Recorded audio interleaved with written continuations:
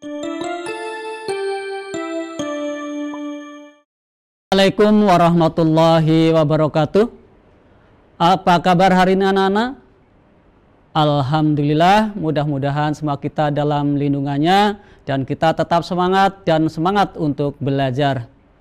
Anak-anak, pada kesempatan kali ini kita akan belajar tentang pembelajaran tematik kelas 4, tema 6, muatan ilmu pengetahuan alam. Yang pertama adalah daur hidup hewan. Pengertian dari daur hidup hewan, daur hidup atau siklus hidup adalah merupakan seluruh tahapan perubahan yang dialami makhluk hidup selama hidupnya. Daur hidup pada beberapa kelompok hewan berbeda-beda. Ada beberapa hewan yang dalam hidupnya mengalami metamorfosis sempurna, metamorfosis tidak sempurna, dan tidak mengalami metamorfosis. Berikut contoh beberapa hewan yang mengalami daur hidup tanpa metamorfosis. Daur hidup tanpa metamorfosis tidak mengalami perubahan bentuk tubuh. Di antaranya adalah 1. Kucing, 2. Ayam, 3.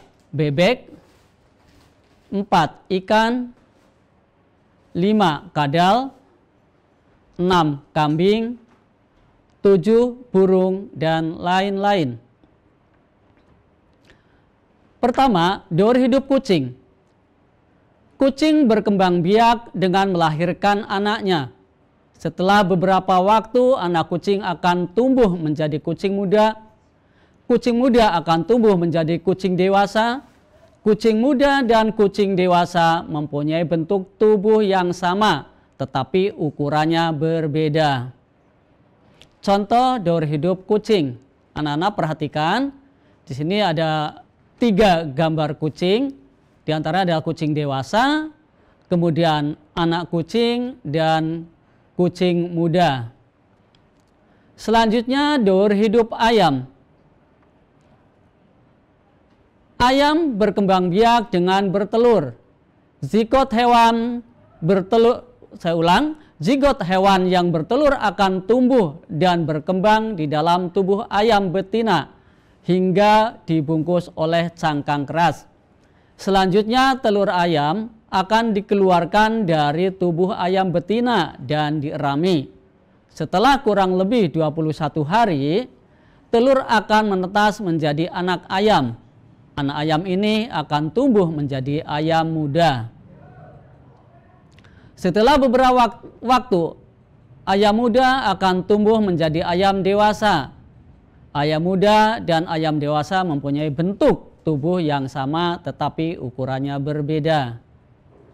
Nah, anak-anak, mari kita perhatikan contoh daur hidup ayam. Lihat, di situ ada gambar telur. Kemudian telur yang di dalamnya sudah ada embrio, kemudian telur itu menetas menjadi anak ayam dan tumbuh menjadi ayam dewasa.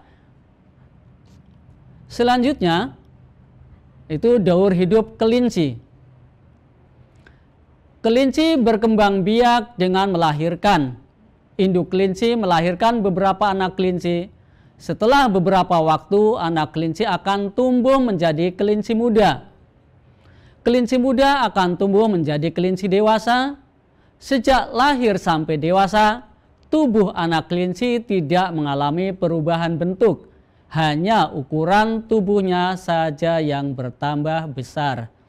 Nah, di sini perhatikan siklus atau daur hidup kelinci. Ya, mulai ada kelinci induk atau kelinci dewasa, anak kelinci, dan kelinci muda. Berikutnya adalah metamorfosis sempurna. Hewan yang mengalami metamorfosis sempurna mempunyai bentuk yang berbeda pada setiap perkembangannya. Ciri hewan pada metamorfosis sempurna adalah terdapat pada tahap pupa atau kepompong, pada serangga atau bentuk berudu pada katak. A. Metamorfosis pada kupu-kupu. Kupu-kupu mengalami proses perubahan bentuk selama hidupnya. Proses perubahan bentuk tersebut dinamakan metamorfosis sempurna. Coba anak-anak perhatikan, di sini ada beberapa tahapan perubahan bentuk daripada kupu-kupu. Di situ dia mengalami perubahan kepompong. Inilah yang membedakan antara metamorfosis sempurna dan tidak sempurna. Yang berikut metamorfosis pada lalat. Lihat gambarnya, ada telur lalat, kemudian berubah menjadi larva atau ulat, kemudian ulat menjadi pupa, dan menjadi lalat dewasa. Dan masih banyak lagi hewan yang mengalami metamorfosis sempurna, diantaranya misalnya katak dan nyamuk. Yang berikut adalah metamorfosis tidak sempurna. Hewan yang mengalami metamorfosis tidak sempurna mengalami perubahan bentuk tubuh yang tidak terlalu mencolok pada individu muda atau nimpa dan individu dewasa atau imago. Ciri khas hewan yang mengalami metamorfosis tidak sempurna adalah penambahan struktur tubuh seperti sayap yang muncul pada nimpa. Contoh hewan yang mengalami metamorfosis tidak sempurna. 1. Jangkrik. Lihat anak-anak, ada daur hidup jangkrik atau metamorfosis jangkrik. Di situ mulai jangkrik dewasa, ada telur, nimpa, dan jangkrik muda. Yang berikut adalah belalang. Lihat juga gambarnya. Jadi mulai dari belalang dewasa kemudian bertelur, dan setelah menetas, anak-anak belalang sudah mirip dengan induknya. Yang berikut anak-anak, kita akan melihat tentang manfaat makhluk hidup di sekitar kita. Tumbuhan dan hewan memiliki peran penting bagi kelangsungan hidup manusia. Hewan dan tumbuhan yang hidup di lingkungan sekitar memberikan manfaat bagi kehidupan manusia. Manusia memperoleh sumber makanan dari tumbuhan dan hewan di lingkungan sekitar. Tanpa tumbuhan dan hewan, manusia tidak dapat bertahan hidup. Selain sebagai sumber makanan, hewan dan tumbuhan memiliki manfaat lain bagi lingkungan sekitar. Peran hewan bagi lingkungan sekitar yaitu membantu menguraikan sisa makanan menjadi zat makanan yang diserap oleh tumbuhan sebagai zat hara. Adapun manfaat tumbuhan bagi lingkungan yaitu penahan tanah agar tidak mudah longsor. Tumbuhan juga menyediakan oksigen bagi makhluk hidup lainnya. Berikut manfaat hewan dan tumbuhan bagi kehidupan manusia. 1. Sebagai sumber bahan pangan atau makanan. Hewan yang dijadikan bahan makanan terutama daging, susu, dan telur. Misalnya sapi, kerbau, kambing, dan ayam. Kemudian tumbuhan yang dijadikan bahan makanan, misalnya ada padi, jagung, sayur-sayuran, dan buah-buahan. Yang kedua, tumbuhan yang dijadikan bahan pakaian, misalnya kapas.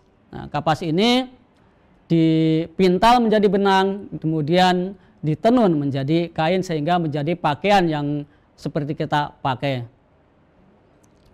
Yang berikut, tumbuhan yang dijadikan bahan peralatan rumah tangga, misalnya centong kayu, lemari, meja, dan kursi. Nah, perhatikan anak-anak, di sini ada gambar centong yang terbuat dari kayu, ada lemari pakaian, ada meja.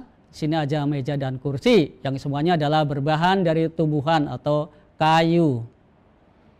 Yang ketiga, bahan baku produk kesehatan. Hewan dan tumbuhan dapat digunakan sebagai bahan baku produk kesehatan atau obat-obatan. Contoh hewan yang dijadikan obat-obatan misalnya badak, ada harimau, ada kadal, biawak, ular, dan kelelawar. Nah, contoh tanaman sebagai bahan obat-obatan: kunyit, brotowali, ada jahe, ada kumis kucing, ada serai, ada sirih, temulawak, jambu batu, mengkudu. Nah, pentingnya pelestarian lingkungan. Indonesia memiliki berbagai sumber daya alam yang dapat memenuhi kebutuhan hidup seluruh warga negaranya. Sumber daya alam hayati dan sumber daya alam mineral akan tetap sumber daya alam hayati dan sumber daya alam mineral akan tetapi bukan berarti sumber daya alam itu akan terus dapat digunakan untuk memenuhi kebutuhan hidup manusia. Sumber daya alam mineral merupakan sumber daya alam yang tidak dapat diperbarui. Untuk pembentukannya diperlukan waktu yang sangat lama. Sumber daya alam mineral yang dimaksud adalah berupa batuan dan bahan tambang. Contoh batuan adalah misalnya pasir, tanah liat, dan semen. Sedangkan contoh bahan tambang adalah emas, batu bara, minyak bumi, dan lain-lain. Sumber daya alam hayati yang berupa hewan dan tumbuhan yang dimanfaatkan sebagai sumber makanan manusia. Selain sebagai sumber makanan, tumbuhan dan hewan berperan penting dalam menjaga keseimbangan alam. Salah satu penyebab terjadinya bencana alam yaitu terganggunya keseimbangan lingkungan alam.